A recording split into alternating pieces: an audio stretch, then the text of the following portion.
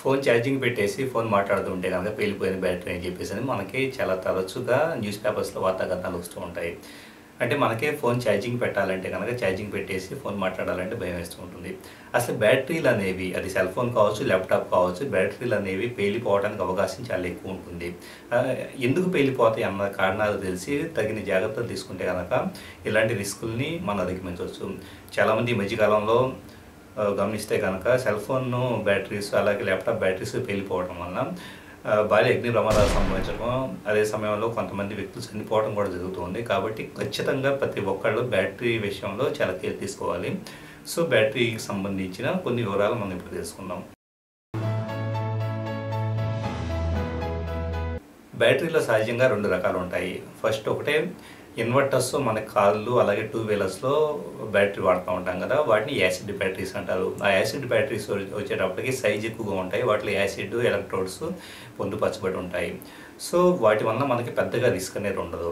Second type వచ్చేటప్పటికి మనం ల్యాప్‌టాప్స్‌లోను, mobile ఫోన్స్‌లోను వాడే lithium ion batteries. Lithium ion batteries చూస్తానికి చాలా చిన్నగా ఉంటాయి కానీ వాటిల్లో మనకి ఎక్స్‌ప్లోజివ్ కంటెంట్ అనేది ఎక్కువగా ఉంటుంది. అంటే ఇప్పుడు దాంట్లో ఎలక్ట్రోడ్స్ అలాగే యానోడ్స్ ఉండటం వలన మనకి బేసికల్‌గా వచ్చేటప్పటికి ఆ కాంపాక్ట్ సైజ్‌లో మనం ప్రాపర్‌గా హ్యాండిల్ చేయకపోతే గనక అవి పేలిపోయే అవకాశం అనేది ఎక్కువగా ఉంటుంది.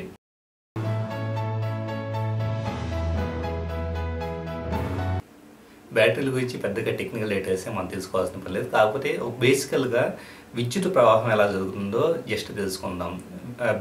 విద్యుత్ ప్రవాహం అనేది మనకి నెగెటివ్ పాయింట్స్ నుంచి పాజిటివ్ పాయింట్స్ వైపు, అంటే నెగెటివ్ పాయింట్స్ అంటే గనక మనకి ఎలక్ట్రోడ్స్ అనుకోవచ్చు. ఎలక్ట్రోడ్స్ నుంచి ఆనోడ్స్ వైపు ప్రవహించడం ద్వారా మనకి మన సెల్ ఫోన్ కావచ్చు, లేకపోతే మన ల్యాప్‌టాప్ కావచ్చు, సరిపడా విద్యుత్ అందుతూ ఉంటుంది.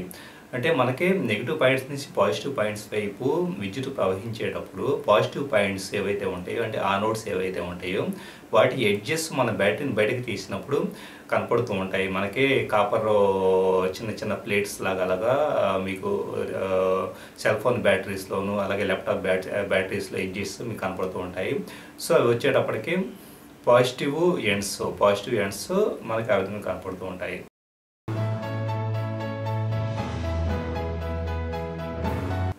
బ్యాటరీ పేలిపోవడానికి చాలా రకాల కారణాలు దారితీస్తుంటాయి. పర్టికులర్‌గా హెవీ హీట్ ఉన్న ప్రదేశాల్లో మన ఫోన్‌ని, ల్యాప్‌టాప్‌ని వాడుతూ ఉంటాం అన్నది. అంటే ఓవర్ హీటింగు అలాగే ఓవర్ డిశ్చార్జింగు కూడా మనకి బ్యాటరీ పేలిపోవడానికి ఎక్కువ కారణం అవుతూ ఉంటుంది.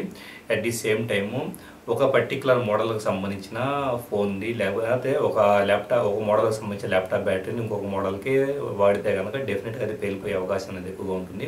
అలాగే చాలామంది నైట్ టైమ్ ఛార్జింగ్ పెట్టేసేసి పగల్లో నిద్రలేసి చూసుకుంటూ ఉంటారు. ఇలాగ ఓవర్ ఛార్జింగ్ చేస్తూ ఉండటం వలన మనకి బ్యాటరీస్ పేలిపోవడానికి ఆస్కారం ఎక్కువ ఉంటుంది. యాక్చువల్‌గా ఓవర్ ఛార్జింగ్ చేసినప్పుడు బ్యాటరీస్ అనేవి ఆటోమేటిక్‌గా ఆ పర్టికులర్ మొబైల్ నుంచి అలాగే ల్యాప్‌టాప్ నుంచి డిస్కనెక్ట్ అయ్యే విధంగా ఒక మెకానిజం లోపల పొందుపరచబడి ఉంటుంది.